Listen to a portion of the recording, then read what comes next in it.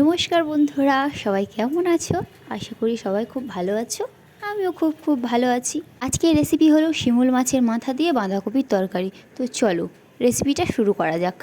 প্রথমে কড়াইতে তেল দিয়ে একে একে তেজপাতা, রসুন এবং পেঁয়াজ দিয়ে ভালো করে নাড়াচাড়া করে নেব। এরপর আগে থেকে ভেজে রাখা শিমুল মাছের মাথাটা দিয়ে দেব, দিয়ে ভালো করে নাড়াচাড়া করে নেব। তারপরেই অল্প অল্প করে বাঁধাকপিগুলো দিয়ে দেব।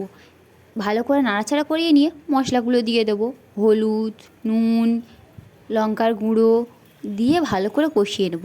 যেহেতু অসময়ের বাঁধাকপি একটু তো অন্যরকম লাগবেই, সেই জন্য ভালো করে নাড়াচাড়া করে কষিয়ে নেব। আজ সকালে ফোন ঘাঁটতে ঘাঁটতে হঠাৎ করে এই ভিডিওটা চোখে পড়লো, তো তোমাদের সঙ্গে শেয়ার করা হয়নি। এটা অন্য একটা দিনের ভিডিও ছিল, আজকে তোমাদের সঙ্গে শেয়ার করলাম। তো ভালো করে কষিয়ে নেওয়ার পরে তো তোমরা দেখতেই পাচ্ছ বাঁধাকপি থেকে কতটা জল ছেড়েছে। এবার তোমার তরকারির ফাইনাল লুক দেখো।